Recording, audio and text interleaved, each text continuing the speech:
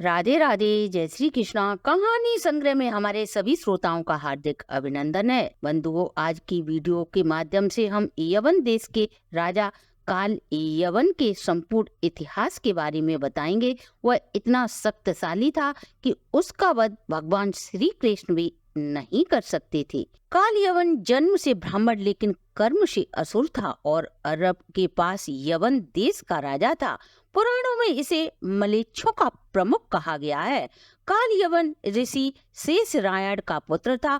गर्ग गोत्र के ऋषि शेषरायण त्रिगत राज्य के कुलगुरु थे। उन्होंने भगवान शिव की तपस्या की थी कि उसे एक अजय पुत्र की प्राप्ति हो। शिव ने प्रसन्न होकर उन्हें एक अजय पुत्र का वरदान दिया कि तुम्हारा पुत्र संसार में अजय होगा। किसी भी अस्त्र शस्त्र से उसकी हत्या नहीं हो सकती। सूर्यवंशी हो या चंद्रवंशी योद्धा, उसे कोई भी परास्त नहीं कर सकता। वरदान प्राप्त करने के पश्चात ऋषि शेषरायण एक झरने के पास से गुजर रहे थे। उन्होंने देखा एक अति सुंदर स्त्री झरने में स्नान कर रही है, जो स्वर्ग की अप्सरा रंभा थी। दोनों एक दूसरे पर मोहित हो गए और उस अप्सरा से उन ऋषि के एक पुत्र होता है, जिसका नाम काल यवन रखा गया। रंभा श्राप की समाप्ति होने पर पृथ्वी छोड़कर स्वर्ग लोक जाने से पूर्व उस पुत्र को ऋषि को सौंप गई थी। काल जंग नामक एक क्रूर राजा मली देश पर राज्य करता था। उसके कोई संतान नहीं थी, इसके कारण वह परेशान रहता था। उसका मंत्री उसे आनंदगिरी पर्वत के पास एक बाबा के पास ले गया। बाबा ने उसे बताया कि वह ऋषि शेषरायण से पुत्र मांग ले। ऋषि शेषरायण ने बाबा के अनुग्रह करने पर अपना पुत्र काल जंग को दे दिया। इस प्रकार काल यवन यवन देश का राजा बन गया।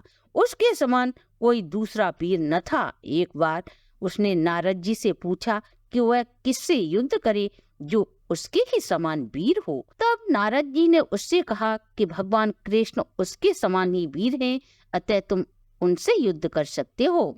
राम के कुल के राजा शल्य ने जरासंध को यह सलाह दी कि वे कृष्ण को हराने के लिए काल यवन से दोस्ती कर ले।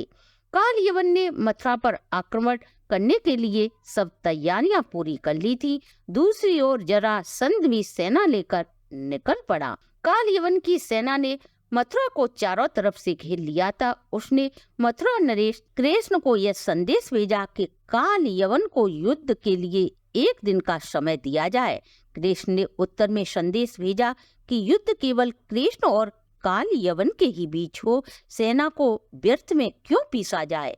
काल यवन ने भगवान कृष्ण की यह शर्त स्वीकार कर ली। अक्रूर जी और बलराम जी ने कृष्ण को उससे युद्ध करने के लिए काफी मना किया। तब भगवान श्री कृष्ण ने उन्हें काल यवन को शिव द्वारा दिए गए वरदान के विषय में बताया और यह भी कहा उसे कोई भी युद्ध में परास्त नहीं कर सकता। भगवान श्री कृष्ण ने ये भी बताया कि काल यवन राजा मुचकुंद द्वारा ही मृत्यु को प्राप्त होगा। एक बार राजा इच्छाकुवंशी मानधाता के पुत्र राजा मुचकुंद देवताओं की सहायता के लिए दानवों से युद्ध करने देवलोक पहुंच जाते हैं। उन्होंने देवताओं का साथ देकर उन दानवों का संहार कर लिया, जिसके कारण देवता युद्ध जीत गए। तब इंद्र ने उन्हें वर मांगने को कहा।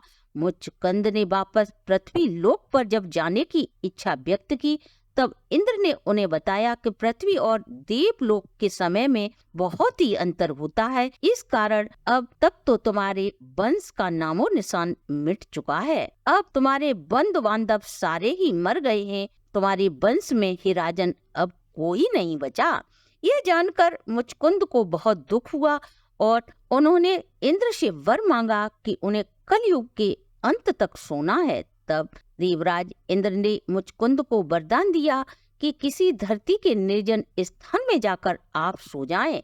यदि कोई तुम्हें जगाने की चेष्टा करेगा तो उस पर तुम्हारी दृष्टि पड़ते ही वह भस्म हो जाएगा। इसी वरदान के प्रयोग से भगवान श्री कृष्ण काल यवन को मृत्यु दंड देना चाहते थे। जब काल यवन और श्री कृष्ण में द्वंद्व युद्ध छिड़ जाता है, तब काल यवन श्री कृष्ण की ओर दौड़ा। श्री कृष्ण तुरंत ही दूसरी ओर मुंह करके रणभूमि से भागे और काल यवन उन्हें पकड़ने के लिए उनके पीछे पीछे दौड़ने लगा। भगवान श्री कृष्ण लीला करते हुए भाग रहे थे। काल यवन फग फग पर यही समझता था कि अब उसने कृष्ण को पकड़ा। इस प्रकार भगवान कृष्ण बहुत दूर एक पहाड़ की गुफा में जाकर घुस गए। उसके पीछे भी काल यवन गुफा में घुस गया। वहाँ उसने एक दूसरे व्यक्ति को सोते हुए देखा।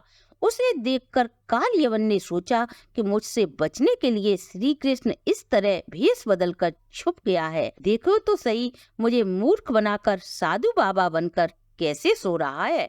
ऐसा कहकर उसने सोए हुए मुचकुंद में जोर से लात मारी। वह पुरुष बहुत दिनों का सो रहा था। पैर की ठोकर लगने से वह उठकर बैठ गया। जैसे ही उसने अपनी दृष्टि काल यवन पर डाली, काल यवन जलकर भस्म हो गया। काल यवन को जो पुरुष गुफा में सोए मिले थे, जो इक्ष्वाकुवंशी राजा मानदाता के पुत्र मुचकुंद थे। इस तरह काल यवन का अंत हो जाता है। तो बंधुओं, ये थी काल यवन के अजर अमर होने की समस्त जानकारी।